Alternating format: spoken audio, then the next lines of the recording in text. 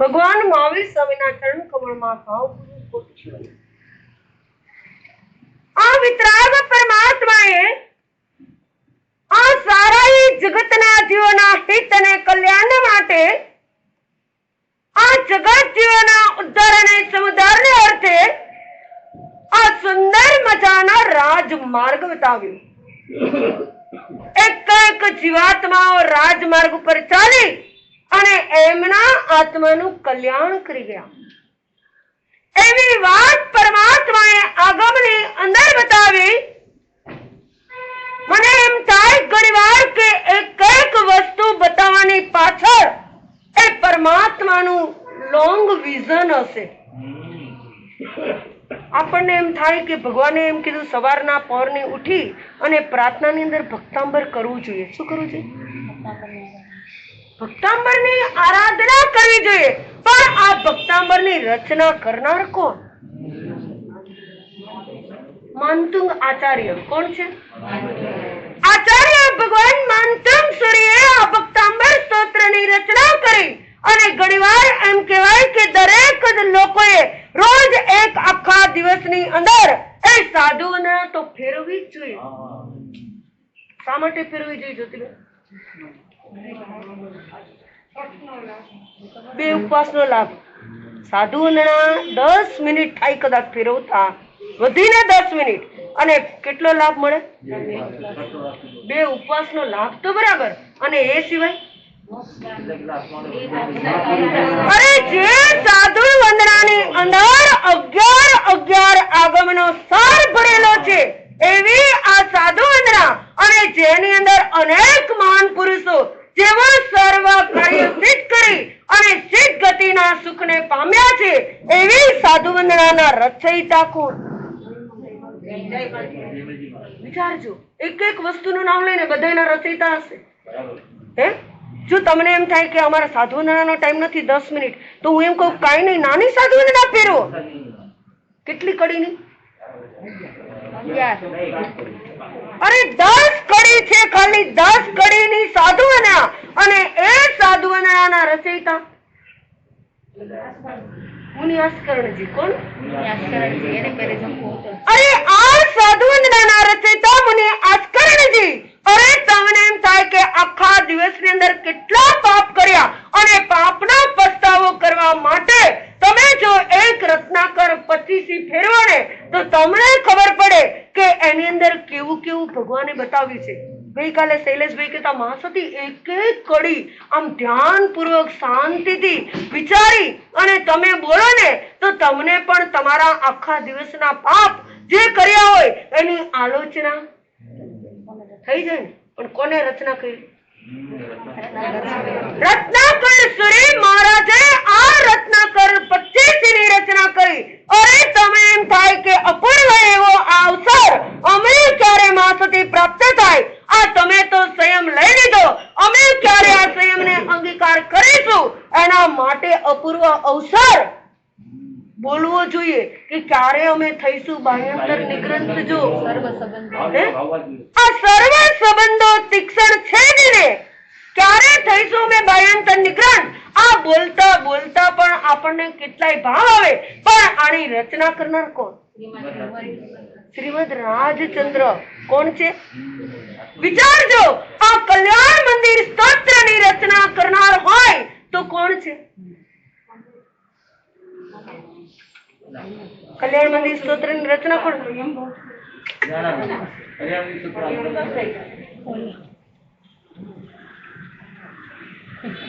બહુ ફેમસ નામ છે। કલ્યાણ મંદિર સ્તોત્રની રચના કરનાર સિદ્ધસેન દિવાકર। કોણ છે? આ સિદ્ધસેન દિવાકર મહારાજે કલ્યાણ મંદિર સ્તોત્રની રચના કરી અને જેની અંદર પાર્શ્વનાથ ભગવાનની આખી ભક્તિ બતાવી, અને એવી જ રચના કરી ઉસગરમ સ્તોત્રની ભદ્રબાહુ સ્વામીએ। કોણે કરી?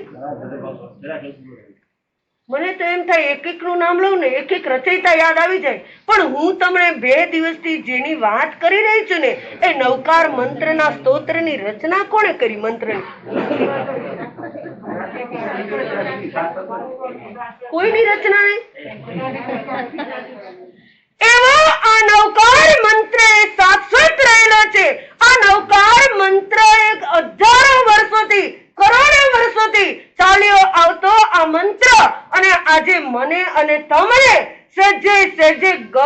ગળથુથીની અંદર મળી ગયો. શું મળી ગયું? હંમેશને માટે કહેવાય જે ગળથુથીમાં મળે ને એની આપણને કિંમત હે જે મળી જાય ને જે એની કિંમત ન હોય, પણ જે વ્યક્તિને મળ્યો નથી ને એને એની કેટલી કિંમત હોય. અરે અન્ય ધર્મી લોકો તો આપણો બાય હાર્ટ ઘડીકમાં નવકાર મંત્ર કરી લે. અમે જ્યાં જ્યાં ચાતુર્માસ કરીને કેટલાય કર્મચારીઓ હોય ને કઈ જૈન ધર્મી ન હોય અને છતાંય ઉપાશ્રયની અંદર રહેતા રહેતા પણ એમને નવકાર મંત્ર આવડી જાય. અરે કેટલાય એવા કર્મચારીઓ હોય કે જે ઉપાશ્રયની અંદર બહુ શાંતિ હોય તો ત્યાં પોતે પણ હારે હાર જાપ કરવા બેસી જાય ને. એવો આ નવકાર મંત્ર કેવો કે પૃથ્વીના પટાંગણ ઉપર એક પણ એવી વસ્તુ નથી કે જે નવકાર મંત્રનું સ્મરણ કરે અને એના દુઃખ દૂર ન થાય. અરે આ ત્રણ લોકની અંદર જો તમને અને મને વિજય મેળવનાર હોય ને તો આ નવકાર મંત્ર રહેલો છે. અને આ જ નવકાર મંત્ર એ અગ્નિ હોય ને એને જળ બનાવી દે. આ જ નવકાર મંત્ર એ શું કરે કે એ જીવાત્મા દુશ્મન હોય ને એને દોસ્ત બનાવી દે, જે શત્રુ હોય ને એને સ્નેહી બનાવી દે. અરે આ જ નવકાર મંત્ર એ અટવીનો માર્ગ હોય ને તો એને નગરનો માર્ગ બનાવી દે. એટલું જ નહીં, કેટલાયને સૂળીનું સિંહાસન બનાવી દે, કેટલાય સર્પને ફૂલની માળા બનાવી દે અને કેટલાયને અગ્નિ કુંડ હોય ને એને સિંહાસન રૂપ બનાવી દે. આવી વાતો આપણા શાસ્ત્રની અંદર આ પરમાત્માએ આપણને બતાવી. હજારો મંત્ર સુકરશે મારો નવકાર વેલી છે, મારો નવકાર વેલી છે. જગત રૂઠીને સુકરશે મારો નવકાર વેલી છે, મારો નવકાર વેલી છે.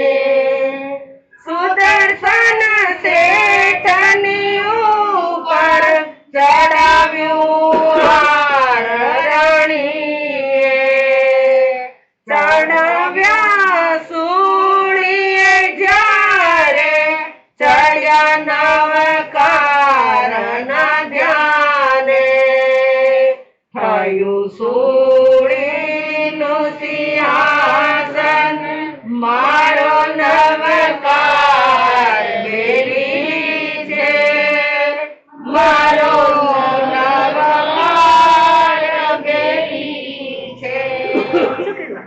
એક સુદર્શન જેવા સુદર્શન શેઠ, તમને બધાને ખબર છે સ્ટોરી ને કે નથી ખબર? આ સુદર્શન શેઠની ઉપર જ્યારે અભ્યા રાણીએ એમને આળ ચડાવી ને અને ત્યારે એની પત્ની વિચાર કરે, અરે મારો પતિ સદાચારી, મારો પતિ એ પોતે ધર્મને જાણકાર અને એની ઉપર આવું આળ આવ્યું. અને છતાંય કહેવાય ને કે રાજા વાજાને તારે કોઈનું કીધું એને શું હોય? કાચા કાનના એમ કે ને કાન હોય પણ એને શાન ન હોય. શું ન હોય? અરે આ સુદર્શન શેઠને અભ્યા રાણીના કારણે એમની ઉપર આળ ચડાવ્યું અને રાજાએ એમને શું કર્યું?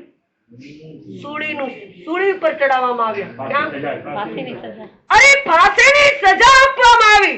અને ત્યારે સુદર્શન શેઠ જેના રગે રગની અંદર અને જેમના એક એક અણુએ લોહીના બુંદે બુંદે આ નવકાર મંત્ર પ્રત્યેની શ્રદ્ધા, એના કારણે નવકાર ગણતા ગણતા જે સૂળી ઉપર ચડ્યા અને સૂળી પણ ત્યાં તૂટી ગઈ અને સૂળીનું વિચારો કે જે આ કામ કોઈ ન કરી શકે ને એ દેવલોકના દેવોને પણ ત્યાં આવવું પડે. આવો આ નવકાર મંત્રનો પ્રભાવ. એટલો જ નહીં, કહેવાય કે એક પોતાનપુર નગરની અંદર એક શ્રેષ્ઠી અને આ શ્રેષ્ઠીને ત્યાં એક શ્રીમતી નામની સદગુણી પુત્રી હતી. અને આ દીકરી એ દિન પ્રતિદિન મોટી થતી જાય. આ એટલી ગુણવાન હતી, રૂપ રૂપના અંબાર જેવી અને ચતુર પણ એટલી જ.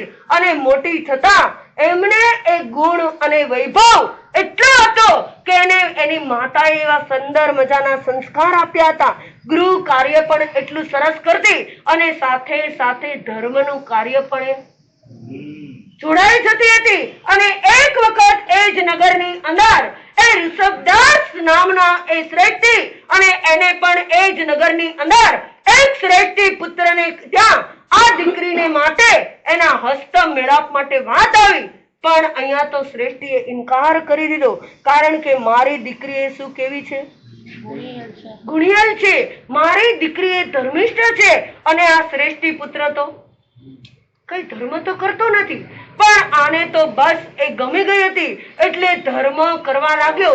ધર્મ પ્રત્યેનો આડંબર એ બધાને દેખાયા લાગ્યો અને દિન પ્રતિદિન ધર્મની અંદર આગળ વધતો ગયો. અને પછી એ શ્રેષ્ઠીએ એની સાથે એના હસ્તા મેળાપ માટે નક્કી કર્યું.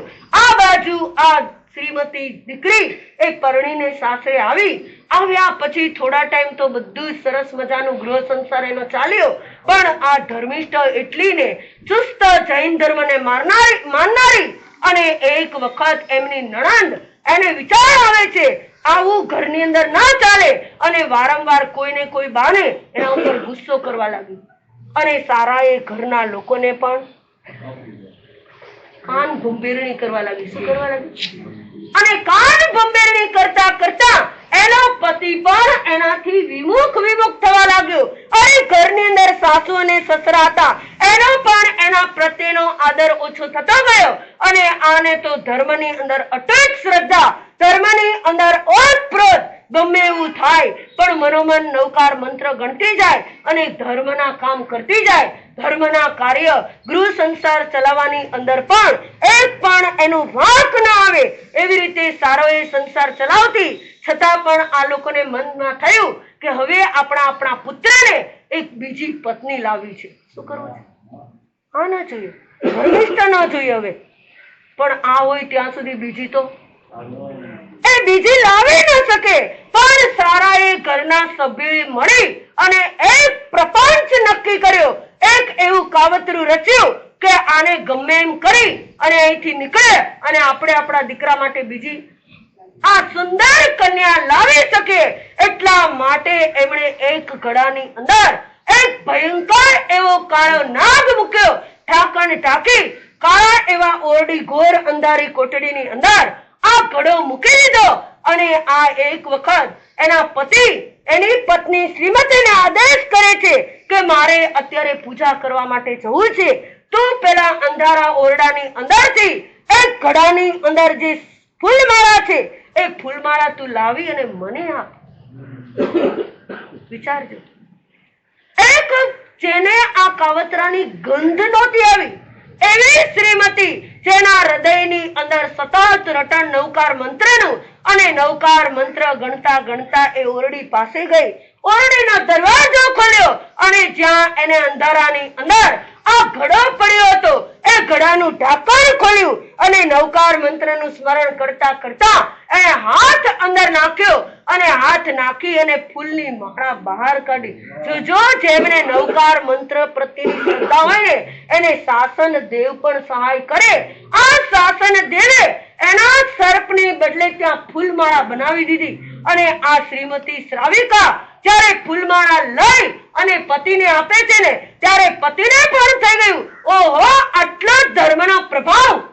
અને સારાએ પરિવાર, સારાએ આડોશી પાડોશીને બોલાવી અને બધી વાત કરે છે કે ખરેખર અમારા ઘરની અંદર આજે ચમત્કાર સર્જાયો છે કે આ સર્પ એક ફૂલની માળા બની ગયો. અને તરત જ એ શ્રીમતીના પગમાં પડી અને ઘરના નણંદ, સાસુ, સસરા અને પતિ એની માફી માંગી રહ્યા છે કે અમે તો તારા માટે કંઈક અલગ વિચાર્યું હતું, પણ તું તો ખરેખર પતિવ્રતા સ્ત્રી છું, તું ખરેખર ધર્મ પરાયણ પત્ની છું, તું ખરેખર તારા હૃદયની અંદર આ નવકાર મંત્રનું રટણ એટલું બધું છે ને કે એના પ્રભાવના કારણે આજે અમે તમને ખૂબ માફી માંગીએ છીએ. ત્યારે પેલી શ્રીમતી કહી રહી છે કે નહીં, આપ તો મારા માટે પૂજનીય છો, આપ તો મારા માટે ઉપકારી છો. હું તમને એટલું જ કહું છું કે તમે બધા પણ સન્માર્ગે વળો. તમે બધા પણ ધર્મના માર્ગે વળો અને દિન પ્રતિદિન આ તમારા જીવનની અંદર નવકાર મંત્રનું રટણને વધારતા જાઓ. બસ મારો એક જ ઉપદેશ છે.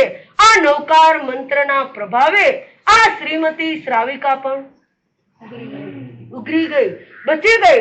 આવો જ દાખલો આપણે આવી રહ્યો છે કે રાજગૃહી નગરીની અંદર આ શ્રેણિક નામના મહારાજા, કોણ હતું?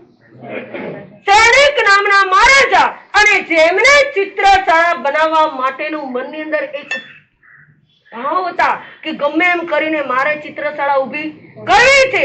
આ ચિત્રશાળા બનાવવા માટેનો દરવાજો કરે અને પાછો પડી જાય, પાછો બીજે દી બનાવે અને પાછો પડી જાય. ત્યારે એના મનની અંદર થયું કે આવું કેમ થયું, આવું કેમ બને? કેટલાય જ્યોતિષીઓ અને કેટલાય જાણકારોને ભેગા કર્યા અને પંડિતો આવ્યા, કારણ પૂછ્યું ત્યારે ખબર પડી કે આ પડી જવાનું એક જ કારણ કે આની અંદર એક 32 લક્ષણા પુત્રનો હોમ માગે છે. શું માગે છે? એની બલી માગે છે. એટલા માટે આ દરવાજો પડી જાય અને જો કોઈ નગરની અંદરથી આ 32 લક્ષણો પુત્ર મળે અને જો એની બલી ચડાવવામાં આવે ને પછી તમારા ચિત્રશાળાનો દરવાજો પડશે નહીં. શ્રેણિક મહારાજા જોજો ધર્મી નહોતા ત્યારની વાત, બૌદ્ધ ધર્મી હતા ત્યારની આ વાત છે. એમણે સારાએ નગરની અંદર આ ઢંઢેરો ફૂટાવ્યો અને સારાએ નગરની અંદર એમણે પડા વગાડ્યો કે કોઈ 32 લક્ષણ પુત્ર હોય તો આ રાજની અંદર એની જરૂર છે અને જેટલો આ પુત્રનું વજન હશે એટલો સોનૈયા આપવામાં આવશે. શું આપવામાં આવશે? બોલો શું થાય? આપી દો. અરે પણ જેમની પરિસ્થિતિ નબળી હોય, અરે જેમની પરિસ્થિતિ આજીવિકા ચલાવી શકે એવી ન હોય, એક મન્યાત એવી ગરીબ પરિસ્થિતિની અંદર આજ એક ઋષભદાસ નામનો બ્રાહ્મણ અને એને ભદ્રા નામની પત્ની અને જેને ત્યાં 4 દીકરા હતા. કેટલા થાય? એ ગમે એટલી મહેનત કરે ને પણ એનું આ જીવન ગુજરાન ચાલતું ન હતું. એ વિચાર કરી રહ્યા છે આજીવિકા ચલાવવા માટે પૈસો ક્યાંથી લાવો. એ ભદ્રા પત્ની એના પતિને કહી રહી છે કાંઈ વાંધો નહીં, આપણે તો 4 પુત્ર છે. અને એમાં એ માતાને આ કહેવાય કે અમર નામનો દીકરો થોડો અળખામણો હતો. કેવો હતો એના માટે? એને ગમતો ન હતો. અને આ અમર એ રોજ ગાયોને લઈ અને જંગલની અંદર ચલાવવા જતો હતો અને એક દિવસ ત્યાં એને સંતનો ભેટો થયો અને આ સંતના સમાગમથી એમને નવકાર મંત્ર મળ્યો અને નવકાર મંત્ર એ શીખી ગયો અને આખો દિવસ ગાયો ચરાવવા જાય, નવકાર મંત્ર ગણે અને આખો દિવસ એનામાં ઓતપ્રોત રહે. અને આને પણ ખબર નહીં. આ બાજુ માતા અને પિતાએ નક્કી કર્યું દીકરાઓને બોલાવી અને આપણે અમરને વેચી દઈએ અને જેથી આપણી બધાની આજીવિકા સરસ રીતે ચાલે. અને આ અમર કુમાર આવ્યો અને એને લઈ અને એના પિતા રાજ દરબારની અંદર ગયા અને કહી રહ્યા છે આ મારો દીકરો હું તમને બલિ દેવા માટે આપું છું. ત્યારે અમર કુમાર માતા અને પિતાને કેટલી વિનંતી કરે છે, તમે એક તમારી આજીવિકા માટે, તમે એક આટલા સોનૈયા માટે મને શા માટે વેચો છો? મારી બલિ શા માટે ચડાવો છો? હું તમને વિનંતી કરું છું, હું તમને કાકલુદી કરું છું, હું તમને પગે લાગુ છું.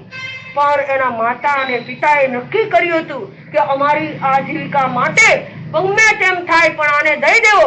કાકા કાકી મામા મામી આખા પરિવારને વાત કરે પણ કોઈ એને સાથ દેવા તૈયાર નહીં. અને આને તો રાજ દરબારમાં જઈ અને પુત્રને રાજાને સોંપી દીધો અને એમના વજન પ્રમાણે એને સોનૈયા આપ્યા અને આ સોનૈયા આપ્યા અને ત્યાર પછી આ અમર કુમાર એ રાજાને કાકલુદી અને વિનંતી કરે કે મને હવે આપના શરણે આવ્યો છું તો મને બચાવી લો. પણ રાજા પણ એટલો દયાળુ નહોતો. એ તો વિચાર કરે આમાં મારો શું વાંક? વાંક તો એના માતા પિતાનો કે એમણે મને વેચ્યો અને મારે તો આ ચિત્રશાળાનો દરવાજો ખડો રાખવા માટે મારે તો આ કામ કરવાનું છે. અને છતાંય શ્રેણિક રાજાએ એ પેલા મુનિ બ્રાહ્મણને સામે જોયું, ભોજની સામે. પણ ભોજ કહી રહ્યા છે કે તમે જે કામ કરવાનું એ કરો, હવે કોઈની સામું જોવાની જરૂર નથી અને તરત જ આ બાળકને એક સ્વચ્છ પાણીથી નવડાવ્યો, સુંદર મજાના વસ્ત્ર પહેરાવ્યા, એના કપાળ ઉપર કેસર અને ચંદનનું તિલક કરી અને અગ્નિની અંદર હોમવા માટે તૈયાર થઈ ગયા. અને આ બાળક વિચાર કરે છે, આ દુનિયાની અંદર મારો કોઈ આધાર નથી, આ દુનિયાની અંદર મને કોઈ ઉગારનાર નથી, બસ મને ઉગારનાર હોય તો એક પેલા સંતે મને નવકાર મંત્ર શીખવાડ્યો છે, એ મંત્રનો હવે બસ હું સરળો અંગીકાર કર્યો અને મનોમાન નવકાર મંત્ર ગણતા ગણતા આ અગ્નિ કુંડની અંદર એને નાખ્યો અને નાખ્યા વેત અગ્નિ પણ શાંત થઈ ગઈ અને સોનાનું સિંહાસન થઈ ગયું અને દેવલોકના દેવોએ એ સોનાના સિંહાસન ઉપર આ અમરકુમારને બેસાડી દીધા. વિચારો, એક જીવાત્માને નવકાર મંત્ર પ્રત્યેની જો શ્રદ્ધા હોય ને તો જીવાત્મા ગમે તેવી કસોટી આવે, ગમે તેવું સામે તકલીફ આવે એમાંથી ઉગરી જાય છે. અમરકુમાર જેવા અમરકુમાર પણ બચી ગયા અને રાજા એના ચરણની અંદર પડી ગયા. દેવલોકના દેવોએ રાજાને ઊંધે કાંધ નાખી દીધા અને લોહી વમતા કર્યા. જ્યારે શુદ્ધિમાં એને બાળકે નવકાર મંત્રનું પાણી એને છાંટ્યું અને રાજા ભાનની અંદર આવી ગયા અને એને માફી માંગે છે. ત્યારે પેલા બાળકને કહે છે, હવે તું આ રાજ્યનો રાજા, હું તને આખું રાજપાટ સોંપી દઉં. અમરકુમાર કહે, મારે કોઈ રાજપાટ જોતું નથી, મારે કાંઈ જોતું નથી, બસ હવે હું અહીંથી નીકળી અને મારે ભગવાને બતાવેલા માર્ગ ઉપર ચાલી અને આ પરમાત્માના માર્ગની પ્રવજ્ઞા અંગીકાર કરી મારે મારા આત્માનું કલ્યાણ કરવું છે. ત્યાંથી નીકળી અને તે સીધા સંયમ અંગીકાર કર્યો, પંચમુષ્ટિ લોચ કરી અને કાવસક ધ્યાનની અંદર ઉભા રહી ગયા. આ બાજુ માતા અને પિતાને ખબર પડી કે મારો દીકરો તો આવી રીતે બચી ગયો અને આ સંયમ લઈ અને ગામની બહાર આ કાવસક ધ્યાનની અંદર ઉભા છે અને હવે રાજા કદાચ અમારું ધન પાછું લઈ જશે તો એ બીકે માતાને આખી રાત ઊંઘ આવતી નથી.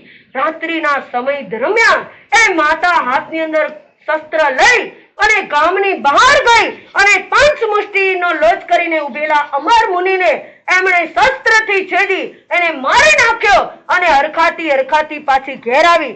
આ બાજુ અમરકુમાર તો એ નવકારના ધ્યાનની અંદર લીન હતા એટલે ત્યાંનું આયુષ્ય પૂર્ણ કરી 12મા દેવલોકની અંદર દેવ તરીકે ઉત્પન્ન થયા.